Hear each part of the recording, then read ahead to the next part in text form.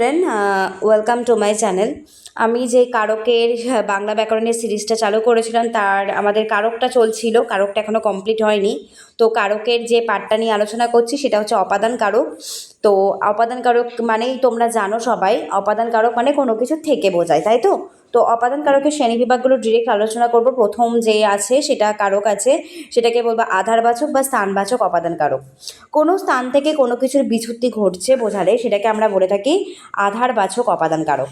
মানে ধরো কোনো গাছ থেকে কিছু বললাম, সেটা একটা বিচ্যুতি হচ্ছে, তো সেটাকেই আমরা বলে থাকি আধারবাচক অপাদান কারক।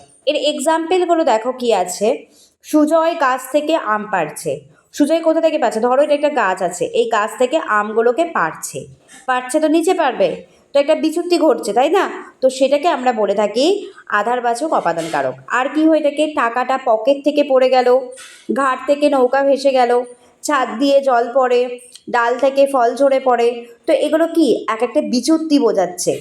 তো সেটাকে আমরা বলবো অবস্থানবাচক বা আধারবাচক অপাদান। অবস্থানবাচক না আধারবাচক। পরেরটাই যেটা আসবো সেটাকে বলবো অবস্থানবাচক। অবস্থানবাচক মানে কি? কোনো অবস্থান থেকে ক্রিয়া সম্পাদিত হলে, মানে ধরো একটা জায়গা আছে, সেই জায়গা থেকে একটা কাজ চলছে, ঠিক আছে, সেটা সম্পাদিত হচ্ছে, সেটাকে আমরা বলে থাকবো অবস্থানবাচক অপাদান কারক। এক্সাম্পল, সুভাষ হাওড়া স্টেশন থেকে ফিরে গেল। হাওড়াটা কি একটা অবস্থান? তো সেখান থেকে স্টেশন থেকে ফিরে গেল মানে এটা সম্পাদিত হলো, তাই না? এটা কিন্তু বিচ্যুতি হচ্ছে না, তো এটাকে বলবো কিন্তু অবস্থানবাচক। একটা জায়গা থেকে, আমি কলকাতা থেকে এলাম, আমি কোথা থেকে এলাম? একটা অবস্থান কলকাতা। বারন্দা থেকে হাওড়া ব্রিজ দেখা যায়, বারন্দা। জানলা থেকে হিমালয় দেখবো, একটা অবস্থান। সুদেয়া বর্ধমান থেকে এলো, তাই না? এটাও একটা অবস্থান। নির্মল স্কুল থেকে ফিরে এলো, এই স্কুল থেকে, এটাও একটা অবস্থান। তো সেটাকে আমরা বলে থাকবো কিন্তু অবস্থানবাচক অপাদান কারক, ঠিক আছে?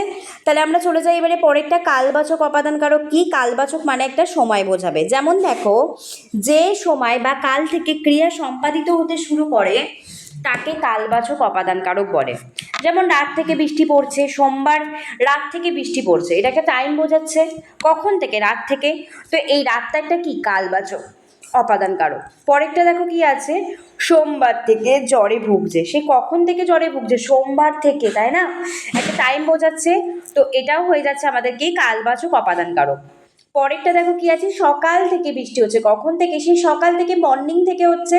তো একটা সময়, তাহলে আমাদের সময় বোঝালে কাল, অবস্থান বোঝালে কোনো একটা জায়গা বোঝালে সেটাকে বলবো অবস্থানবাচক, আর কোনো কিছুর বিচ্যুতি বোঝালে সেটাকে আমরা কি বললাম? সেটাকে আমরা বললাম হচ্ছে স্থানবাচক অপাদান কারক, ঠিক আছে?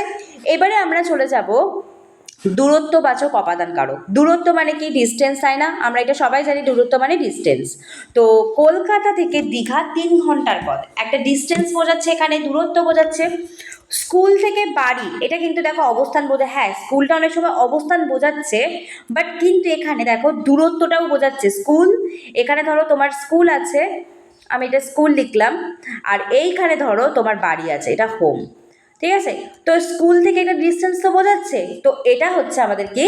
অপাদান কারক, ঠিক আছে? কোন অপাদান কারক? দূরত্ববাচক। আর কি আছে দেখো, আর আছে দূর হতে শুনি যেন মহাসাগরে গান।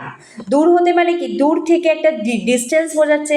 শিয়ালদা থেকে বেলঘরিয়া 25 মাইল, তাহলে এটাও একটা ডিস্টেন্স। আমার বাড়ি থেকে অফিস 2 ঘন্টার পর, এটাও একটা ডিস্টেন্স। তো ডিস্টেন্স বোঝালে আমাদের দূরত্ববাচক অপাদান কারক হয়, ঠিক আছে? এবারে চলে যাবো আমাদের তারতম্যবাচক অপাদান কারক। তারতম্য মানে কি? তুলনা করা, ঠিক আছে? দুই বা তার বেশি বস্তুর সাথে যখন তুলনা বোঝাবে তখন তাকে বলবো তারতম্যবাচক অপাদান কারক। যেমন আমি একটা এক্সাম্পল দিলাম, দীপুর চেয়ে অপু ভালো দৌড়াচ্ছে। কে দৌড়াচ্ছে ভালো? দীপুর চেয়ে অপু ভালো দৌড়াচ্ছে, তাই না? তো এই দীপুটা হয়ে যাচ্ছে তারতম্যবাচক অপাদান কারকের এক্সাম্পল। ধর্মের চেয়ে মানুষ বড়, এটাও তুলনা বোঝাচ্ছে দুটোর মধ্যে।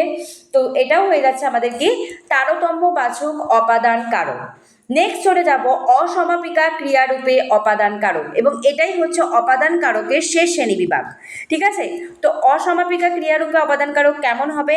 সমাপিকা ক্রিয়া যখন অপাদান হিসেবে ব্যবহৃত হয় তখন তাকে অসমাপিকা ক্রিয়ারূপে অপাদান কারক বলে। ভগৎ সিংয়ের মতে দেশপ্রেমিকরা মরতে ভয় পায় না, ঠিক আছে? এই মরতে, এটা সমাপিকা ক্রিয়া যখন অপদান হিসাবে ব্যবহার হচ্ছে, তাই তো। তো মরতে, খেতে এগুলো আমরা জানি অসমাপিকা ক্রিয়া।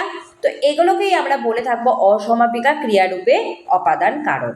ঠিক আছে, তাহলে আজকে আমরা কিন্তু কি কি অপাদান কারকটা কমপ্লিট করলাম। অপাদান কারকের কি কি টাইপস দেখলাম।